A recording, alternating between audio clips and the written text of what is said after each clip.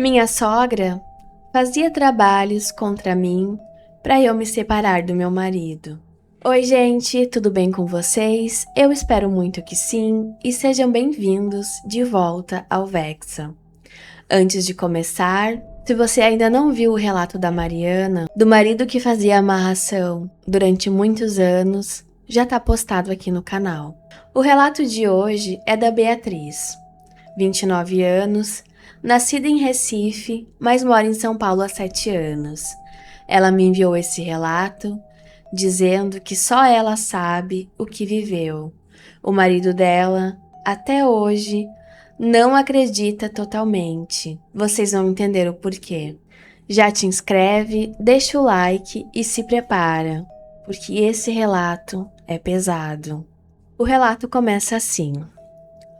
Vitória. Eu casei em 2020, no meio da pandemia. Foi uma cerimônia de 15 pessoas, no civil. Simples. Eu e o Lucas tínhamos 5 anos de namoro. Conhecíamos a família um do outro. Era um casamento esperado. Mas eu preciso te contar uma coisa. A mãe do Lucas, Dona Vilma, nunca aceitou. Nunca. Sogra inconformada. A gente já sabe que isso vai render, né? Desde o primeiro dia, ela me tratava com aquela frieza que toda nora reconhece. Sorriso forçado, comentários disfarçados. Eu sou nordestina e ela do interior de São Paulo. Eu sempre senti que ela me achava pouco pro filho dela, mas eu engolia, porque eu amava o Lucas e ele dizia: "A minha mãe é difícil, mas o coração é bom." Lucas, toda vez que um homem fala que a mãe dele tem um coração bom, geralmente é porque ele não consegue ver o que a mãe é capaz de fazer. Logo depois do casamento, eu engravidei. A gente tinha planejado, ficamos super felizes. Mas no terceiro mês, eu perdi o bebê. Foi um aborto espontâneo. Gente, eu fiquei destruída. Lucas também ficou mal.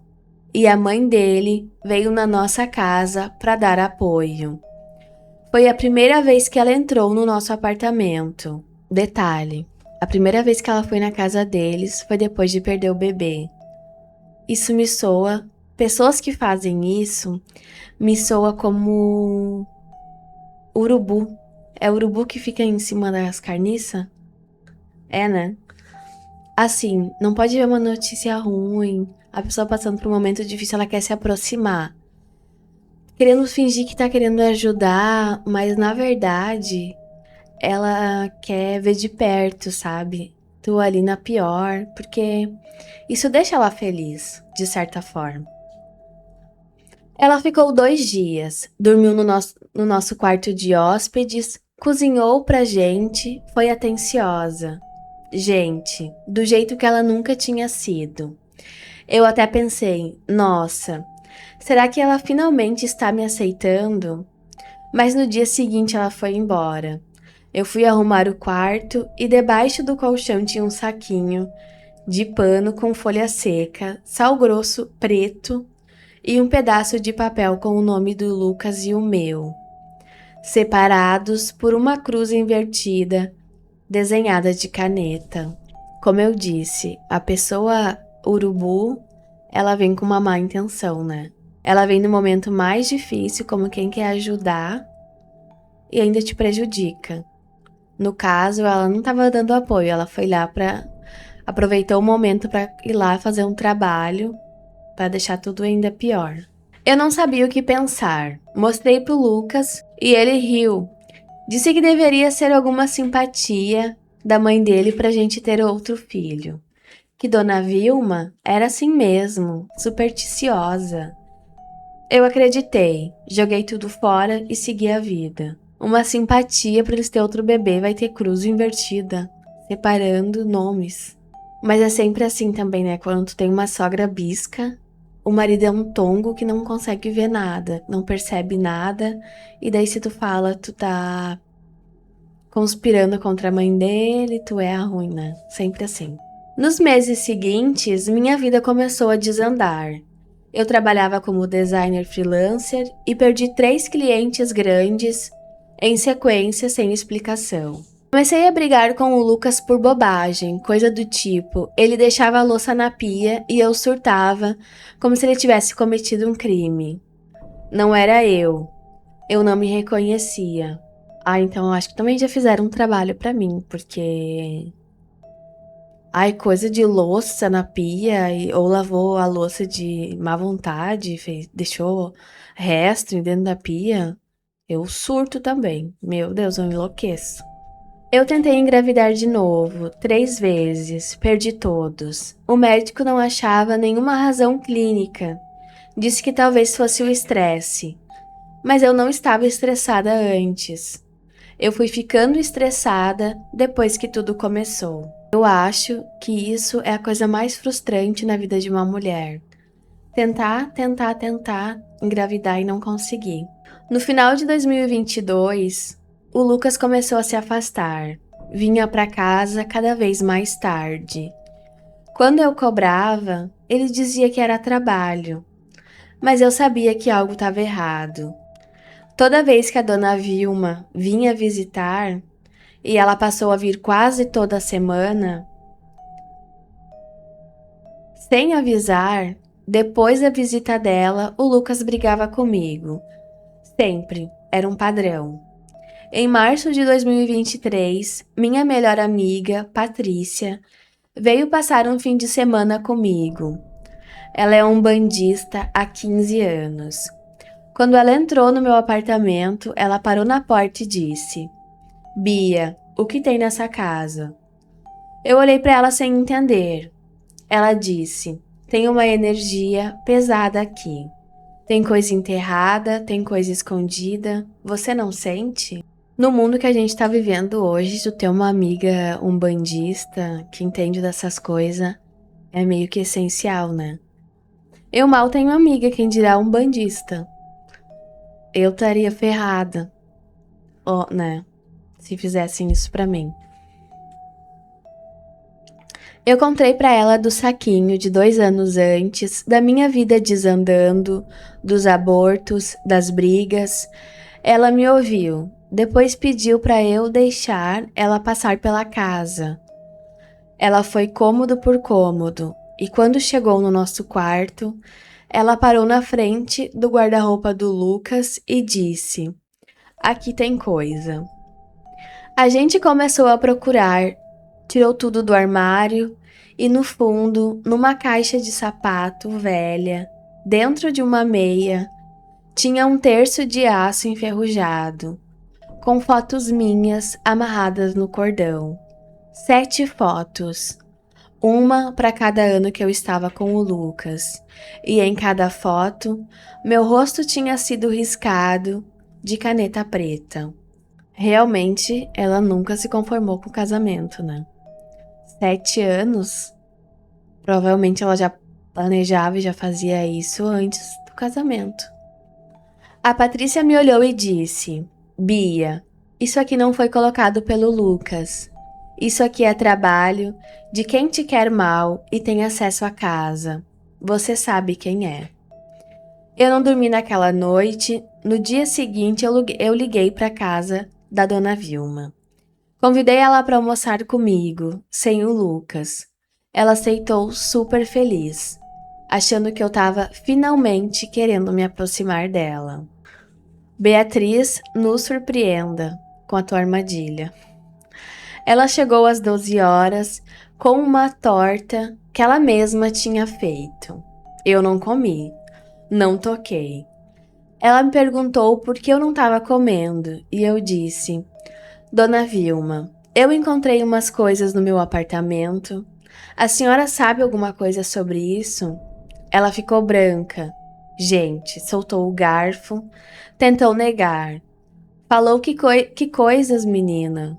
Eu fui no quarto e voltei com a caixa. Coloquei em cima da mesa, abri e mostrei o terço com as nossas fotos riscadas. Eu já fico nervosa só de imaginar essa situação, porque eu já fico as minhas bochechas queimando quando eu vou tirar satisfação com alguém. Primeiro que eu nem tiro satisfação com ninguém, né?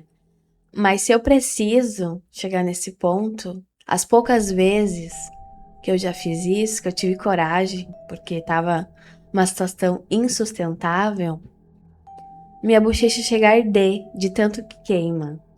Então eu já fico tensa de imaginar isso. Ela começou a chorar, mas não era um choro de arrependimento. Era um choro de raiva. Ela me olhou nos olhos e disse: "Você nunca foi pro meu filho. Eu vi isso no primeiro dia que vocês se conheceram. Eu fiz o que toda mãe faria. Eu pedi que tirassem você da vida dele. E eu consegui, porque você está aqui, doente, sem filho, e ele já não te ama mais. Em breve, ele vai te deixar." O absurdo maior, ela confessou sem nenhum remorso e ainda querendo se justificar, se convencer de que ela estava fazendo tudo aquilo pro bem do filho dela, porque a nora não era para ele. Eu mandei ela embora. Disse que ela nunca mais pisaria no meu apartamento. Ela saiu rindo, dizendo: "Vai contar pro meu filho, mas ele não vai acreditar em você." E ela estava certa, Vitória. Quando o Lucas chegou em casa, eu mostrei tudo: as fotos, o terço, contei o que a mãe dele disse. Ele ficou parado, olhou para mim, olhou para as coisas e disse: "Minha mãe nunca faria isso. Você tá inventando, tá com ciúmes da minha mãe." Bom, se ela se separou desse jumento, ela tá no lucro, né? Porque a pior coisa que tem é um cara que não consegue ver a mãe que tem. Eu fiquei sozinha no apartamento com aquela caixa. Liguei pra Patrícia chorando, ela disse: "Bia, sai dessa casa. Vem pra cá agora." E foi o que eu fiz. Peguei minhas coisas e fui. Naquela mesma semana ela me levou no terreiro dela. O pai de santo, seu Joaquim, jogou pra mim. Ele falou tudo. Falou dos abortos, falou da dona Vilma, falou que ela tinha pago um trabalho em 4 lugares diferentes. Em 4, gente. 4 feitiçarias para me destruir. Seu Joaquim disse: "Você tem 2 escolhas. Ou você fica com esse homem, sabendo o que a mãe dele fez e luta para desfazer tudo, ou você vai embora e cuida da sua vida. Mas eu te aviso, enquanto essa mulher tiver acesso ao marido, ela vai continuar tentando. Ela não vai parar, ela é movida pelo ódio." Complicado, se ela gostava muito dele, é bem complicado, mas provavelmente ele sempre vai estar do lado da mãe, porque ele não consegue ver o que a mãe é capaz de fazer. Lá no começo, a gente já soube que a mãe dele tem um coração bom, né? É assim que ele vê ela, que ela tem um coração bom. E provavelmente ela é bem manipuladora, porque ela mesma disse que estava fazendo aquilo pelo bem do filho, né? Que a Beatriz não era mulher para ele, então ela tinha que separar eles, né? Vamos ver o que será que ela resolveu fazer. Eu fiz os trabalhos de limpeza durante 3 meses. Banhos, defumações, oração. Voltei a me sentir leve depois de muito tempo. Voltei a trabalhar, voltei a sorrir. E em junho de 2023, eu pedi o divórcio do Lucas. Ele ficou destruído. Implorou, disse que ia conversar com a mãe. Mas eu já tinha entendido. Enquanto ele negasse, ele estava do lado dela. E eu não podia ficar numa relação onde a mãe dele queria a minha morte espiritual e ele defenderia ela.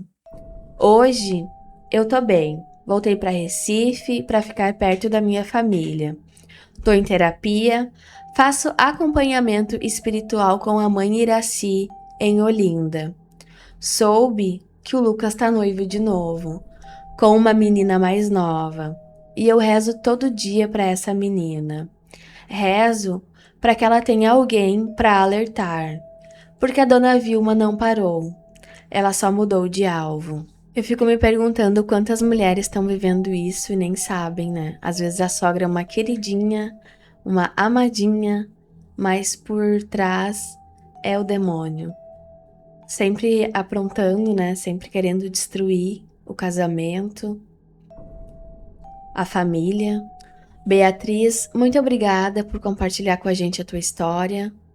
A tua coragem com certeza vai ajudar muitas mulheres. E vocês, comentem aí. Vocês acreditam que uma sogra pode chegar a esse ponto? Já passaram por algo parecido? E me contem também se vocês querem a continuação dessa série, porque eu tenho mais 2 relatos esperando para serem gravados. O próximo é de um homem. Sim, um homem que descobriu que a namorada fazia trabalhos para ele não conseguir terminar. Curte o vídeo, se inscreve, ativa o sininho e até a próxima. Se cuidem, olhem ao redor, confiem na intuição de vocês. Beijo e tchau, tchau.